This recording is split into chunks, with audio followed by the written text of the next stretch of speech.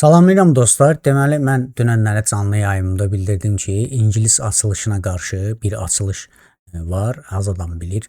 Yəni, İngilis açılışı biraz Siciliya müdafiəsinin tərsi fasondur ağlar üçün. Gəlin birinci açılışı eləyək. Bir neçə variantı mən göstərəcəm. Çalışın yadınızda saxlayın və bu sizin işinizə yarayacaq. Deməli, S4 gediş eləyir. Siciliya müdafiəsi də qaralarda S5 gediş eləyir və rəqibin deməli D piyadasına dolayı yolla nəzarət eləyir. Ağlarda da həmçinin S4 gedişi qaraların D piyadasına dolayı yolla nəzarət eləyir. Yəni gələndə mərkəz piyadasının artıq birini götürür və bundan sonra qaralar Y5 eləyir və İngilis açılışının ikinci tipik gedişi atını S3 xanasına çıxmaqdır. Bu gedişdən sonra biz əlbəttə ki B8 atımızı çıxırıq. Çox oyunçu C atını çıxır, C8 atını çıxır. Ancaq biz burada birinci növbədə B8-dəki atımızı S6 xanasına çıxırıq və bu gedişdən sonra artıq İngilis açılışında olduğu kimi fil diaqonala çıxmalıdır ki, vəzir cinahına diaqonaldan nəzarət eləsin. Çünki deməli İngilis açılışı vəzir cinahından olan hücumdur və bundan sonra rəqib C3 eləyir. Bizim isə növbəti gedişimiz piyadanı qabağa verməkdir. Piyadanı qabağa vermək bilirsiniz ki, nədir? Həm qala qurandan sonra topun şaquli zolağı açılır, həm də bu piyada artıq şah cinahına hücum üçün bizə lazım olacaq. Növbəti gedişlərdə siz bunu görəsiniz. Və rəqib əlbəttə ki, filini C2 xanasına çıxır. Bundan sonra biz atımızı F6-ya çıxırıq. Deməli, bayaqları qeyd elədim. Atı F6-ya çıxmalı deyilik. Birinci F piyadasını qabağa verməliyik. Sonra atı çıxmalıyıq. Çünki F piyadasını qabağa verməyib atı çıxsaq artıq F piyadası çıxmaq üçün 2 gediş lazımdır. Ona görə birinci F piyadasını qabağa veririk ki, bu piyadadan lazım olanda istifadə eləyək. Həmçinin qala quran zaman, kiçik qala quran zaman topdan istifadə eləyək şaquli zolaqda. Və bu gedişdən sonra əlbəttə ki, deməli rəqibin növbəti gedişi əlbəttə D3 gedişidir. D3 gedişi nə üçündür? Çünki növbəti gedişdə ağlar atını F3 xanasına çıxsa, bizim Y piyadamızı Y piyadamızı qabağa versək, atı narahat eləyə bilərik, qaçırda bilərik. Ona görə birinci D3 gedişi eləyir ki, rəqib atını çıxanda biz atına hücum eləyək. Həmçinin Siciliya müdafiəsində də elədi. Biz S5 eləyəndən sonra növbəti gedişdə D6 eləyirik ki, rəqibin Y piyadası bizim F6 atımızı narahat eləməsin. Və bu gedişdən sonra biz əlbəttə filimiz çıxmalıyıq. Filimizi B4 xanasına qoymalıyıq. Bu nə üçündür? Çünki biz növbəti gedişdə D6 gediş eləyəcəyik və qara filimizin burada önü tıxanır. Həmçinin də artıq filimizi rəqibin vəzir cinahında olan atına yaxud da filinə vermə imkanımız var. Və bu gedişdən sonra rəqib ola bilər ki, filini qoya bilər, məsəl üçün D2 xanasına və yaxud da piyadasını qabağa verə bilər. Ancaq piyadasını qabağa verməmişdən qabaq əvvəlcə filini çıxa bilər ki, biz onun rəqibin atını vursaq, onun piyada düzəni pozulmasın. Çünki piyadalar burada, əgər biz onun atını vursaq cütlənir, ona görə filini çıxa bilər ki, həm də atını bağlamadan çıxsın. Bu gedişdən sonra artıq biz qala qurmalıyıq. Rəqib əgər piyada ilə hücum eləyərsə də, biz artıq rəqibin atını vururuq və rəqib isə bizim filimizi vurur. Deməli, növbəti addımda artıq görürsünüz ki, fil bizim mərkəzdəki Y5 piyadamıza hücum eləyib və bu hücumun qarşısını almaqdan ötürü əlbəttə ki, adi bir gediş D6 gediş eləyirik və mərkəzi saxlayırıq. Və rəqib artıq atını çıxır, biz hələ bu piyadanı qabağa verməyə tələsməməliyik və növbəti gedişdə vəzirimizi Y8 oynamalıyıq. Deməli, bizim bayaqları F5 gedişi etməyimiz artıq vəzir üçün bax bu diaqonalın açılmağına da kömək elədi və həmişə bu diaqonaldan hücumlar gəlir deyə biz deməli F5 gedişi etməklə artıq vəzirin bax bu əsas diaqonalı açmağa kömək elədik. Həmçinin də atı açmaqla bu diaqonal artıq görürsünüz də vəzirin 2 diaqonalı da açıqdır. Və bu gedişdən sonra artıq rəqib qala qurur və biz vəzirimizi H5 xanasına qoyaraq artıq rəqibin şah cinahına hücumlarımızı başlayacağıq. Və bu gedişdən sonra əlbəttə ki, rəqib vəzir cinahından hücumlara başlayır və B4 gediş eləyir. Biz artıq mərkəzi açmağa, şahın mərkəzini açmağa başlayırıq. F5 piyadamızı F4 eləyirik. Rəqib əlbəttə ki, bu piyadanı vura bilməz. Çünki bu piyadanı vurandan sonra artıq biz filimizi H3-ə qoyuruq və vəziyyəti vəbşi pis olur. Ona görə də hələ ki o piyadanı vurmaq fikri yoxdur və əlbəttə ki atımıza hücum elədi. Bundan sonra biz atımızı Y7 xanasına qoyuruq. Əlbəttə ki rəqib yenə mərkəz piyadamıza hücum etsə, artıq o piyadanı biz vurmamalıyıq. Çünki biz o piyadanı vursaq mərkəz açılır və əlbəttə filimizi, əsas filimizi gətirib H3-ə qoyuruq və rəqibin fianchetto filinə hücum edirik. Artıq rəqibə lazım olan ən güclü fil ağ fildir və biz çalışırıq ki, rəqibin ağ filini götürək.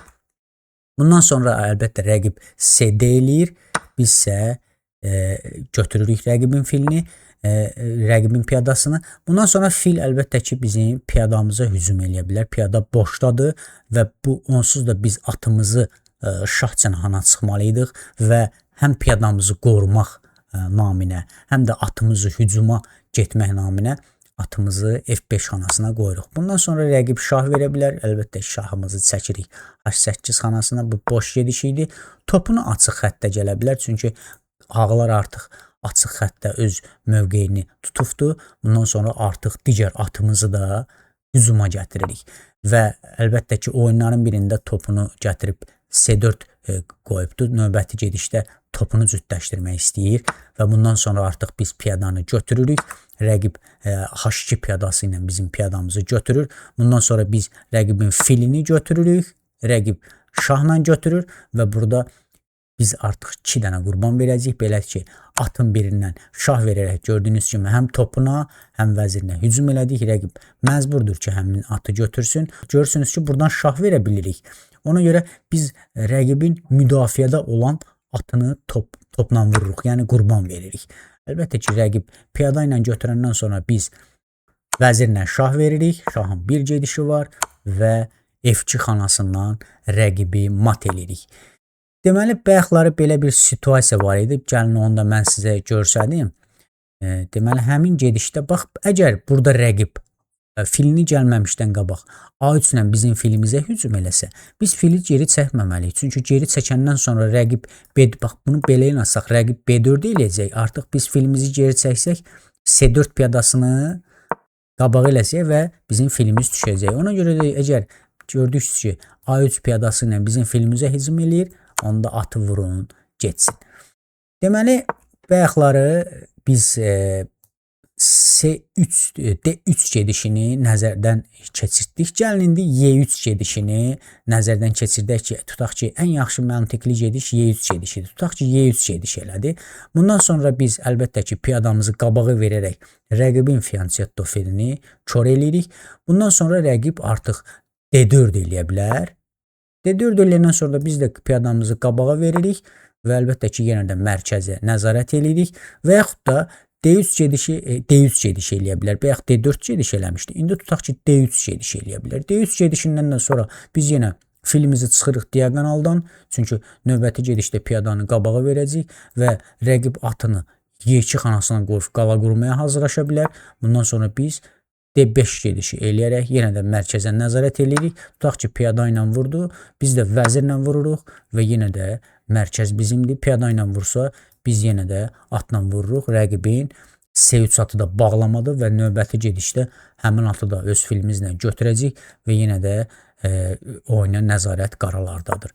Tutaq ki, başqa bir vəziyyəti deyim. Deməli, bayaqları piyada ilə gəlmişdi, rəqib B4 piyadası ilə gəlmişdi. Bu səfər B4 eləmədi, vəzirini D2 xanasına qoydu.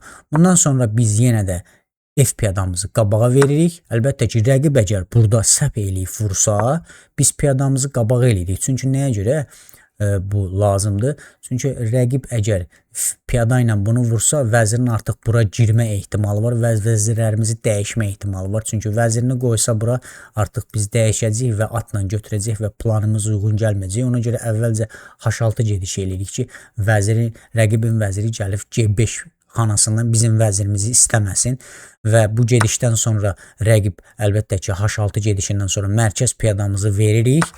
Yenə piyadamızı verdik, piyadanı götürdük.